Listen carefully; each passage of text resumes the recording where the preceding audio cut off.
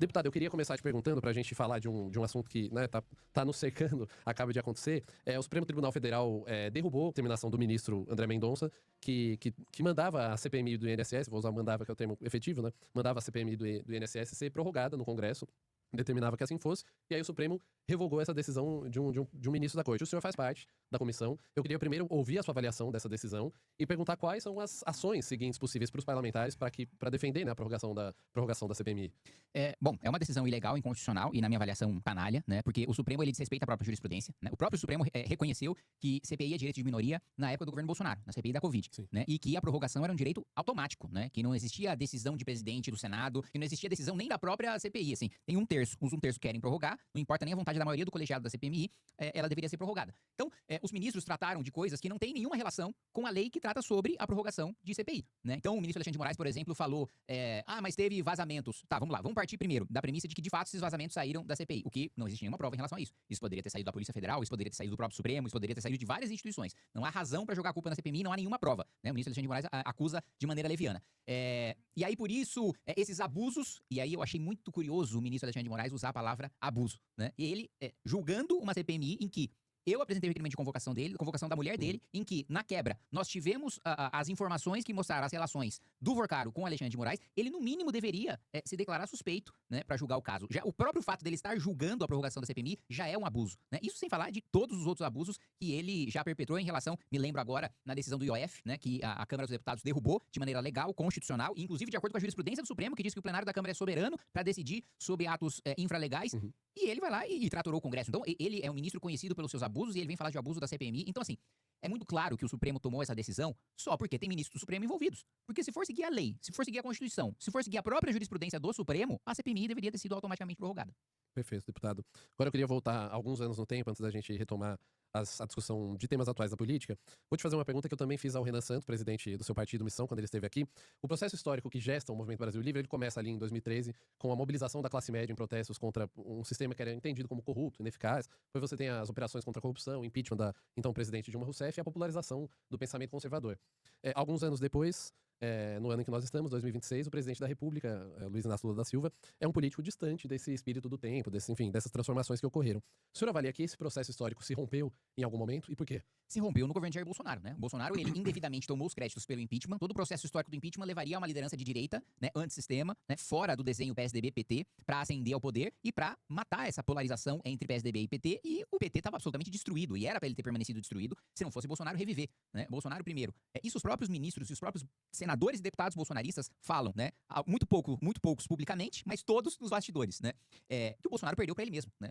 Não tem uma maioria de eleitores lulistas para levar o Lula ao poder. O Bolsonaro, ele perdeu apoio dentro do próprio, digamos assim, reduto eleitoral da direita, no centro-oeste e no sudeste, né? Bolsonaro não perdeu porque o Lula ganhou de lavada no Nordeste. O PT sempre ganha no Nordeste. A diferença de votos estava no estado de São Paulo. Sim. No estado de São Paulo, o Jair Bolsonaro teve milhões de votos a menos. Por quê? Porque ele traiu as suas próprias promessas de campanha de sustentar o enfrentamento à corrupção.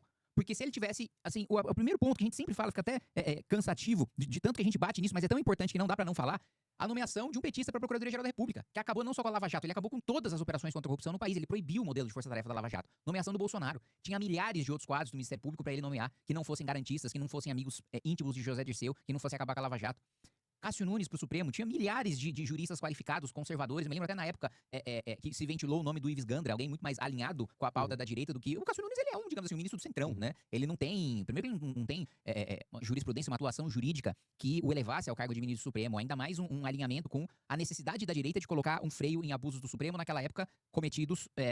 contra o direito do parlamento de legislar, mas também, em algumas ocasiões, em relação ao executivo, né? E ele, no final das contas, acaba sendo refém de uma situação que ele próprio criou, né? O monstro do Supremo que a gente vê hoje, com superpoderes e com abusos muito maiores, vem do Bolsonaro. Porque se ele tivesse feito indicações diferentes pro Supremo, se ele tivesse indicado o PGR diferente, se ele não tivesse feito acordo com o Toffoli para suspender o processo do Flávio Bolsonaro, acordo com o Gilmar Mendes para suspender o processo do Flávio Bolsonaro, em troca dele ter vetado o fim das decisões monocráticas que a gente aprovou, ainda em 2019, salvo engano, no Congresso Nacional, tudo isso que a gente está vendo hoje não estaria acontecendo. Vários abusos ocorrem por decisões monocráticas e tudo isso matou o espírito. As pessoas que estavam motivadas, que queriam fazer uma verdadeira revolução nesse país e matar de vez a antiga classe política que dominou o nosso país desde a redemocratização, essas pessoas ficaram desanimadas e falaram, pô, todo o nosso esforço foi para isso?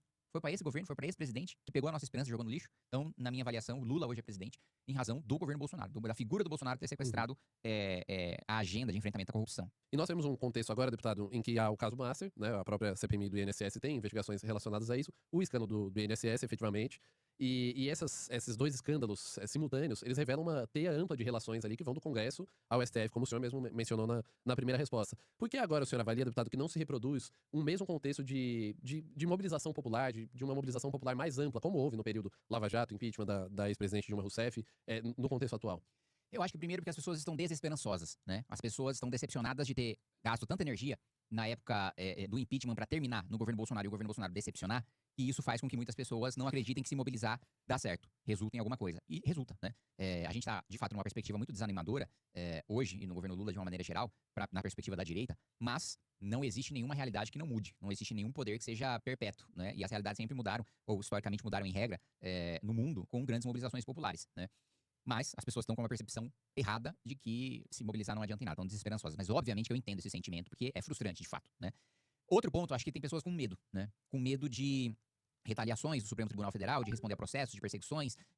Algumas pessoas já responderam, até mesmo integrantes do Movimento Brasil Livre, como a Amanda Vettorazzo, já tiveram que depor na Polícia Federal por falar que o presidente Lula é ladrão, né? O que é digamos assim, a esculhambação de políticos, especialmente do presidente da República, sempre foi, digamos assim, um direito garantido de todas as pessoas. Assim, quantas pessoas não xingam diariamente o Lula ou o Bolsonaro, né? E isso é do jogo, mas de repente isso passou a ser alvo de perseguição e as pessoas também têm receio de ir pra rua. E um terceiro elemento é que, diferente da Operação Lava Jato, que dava prisão e busca e apreensão toda semana, não existe esse mesmo ritmo de geração de fatos com o Banco Master nem com o INSS. Perfeito. E deputado, o senhor pode nos trazer esse diagnóstico, né, me responder se o senhor concorda ou não com isso, mas me parece que há, de todo modo, mesmo que isso não gere mobilização, uma fadiga com relação ao sistema político. Algumas pesquisas aí recentes já mostraram que há altos índices de desaprovação, não só do governo Lula, mas do trabalho do Supremo Tribunal Federal, do próprio Congresso Nacional, existe essa fadiga gerada. Os senhores acreditam, e aí eu te pergunto também como uma das lideranças do seu partido agora, inclusive liderança na Câmara do Partido Missão, há a crença de que essa fadiga do sistema político pode ser catalisada por esse partido, por ele se associar, de alguma maneira, a esse discurso de rejeição aos modelos que estão aí, às forças políticas mais tradicionais? Eu acho que a missão, ela não catalisa um discurso de fadiga contra o sistema, porque catalisar a partir da premissa de aumentar, né, de amplificar. Não precisa amplificar, a fadiga já é grande o suficiente, ela só precisa ser representada. As pessoas estão cansadas, as pessoas querem derrubar a maioria esmagadora da classe política, e com razão, na minha avaliação. Você colocou que tem rejeição contra o Lula, tem rejeição contra o Supremo, tem rejeição contra o Congresso. E eu digo para as pessoas, olha, a avaliação que vocês fazem do Congresso é errada, porque ela ainda é generosa demais. Eu que tô lá todo dia acho o Congresso muito pior do que a população acha. E olha que a população já tem o quê? 80 e poucos % de rejeição ao Congresso Nacional. Eu que tô todos os dias vejo os absurdos das coisas mais pequenas de descumprimento de regimento, as coisas maiores de ver projetos, medidas que claramente beneficiam alguns grupos de interesse sendo vendido com um discurso populista. Exemplo, o Vale Gás recentemente, né? O governo poderia, já existia um sistema em que o governo dava o dinheiro para a pessoa e a pessoa comprava o seu gás, né? E aí, eles mudam o programa para o governo fazer a entrega de gás. Isso, obviamente, atende o lobby da distribuidora, né?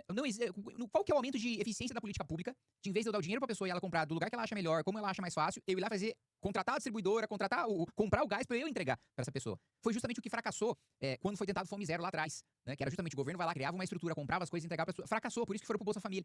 Aí eles insistem numa medida fracassada, sabendo que ela é fracassada, por quê? Para colocar dinheiro no bolso de empresário amigo do governo, né? Então, eu vejo e eu me indigno e vejo isso todos os dias, todas as semanas. E aí eu entendo que completamente, o meu sentimento, acho que é até maior do que o sentimento que a população tem, porque a minha vida é isso, né? A minha vida é ver essa desgraça todo dia de perto e ser derrotado todas as semanas. Então, eu não acho que a missão vai catalisar esse sentimento, acho que a missão vai representar esse sentimento, vai dar uma válvula de escape para essas pessoas. Vai falar, olha, eu tô cansado de tudo e eu não sei o que fazer, e não tenho o que eu fazer. Agora tem. Agora a gente tem uma alternativa, agora a gente tem um partido, agora a gente vai ter candidatos todos os estados da federação e temos uma pré-candidatura à presidência da República que representa todo esse sentimento.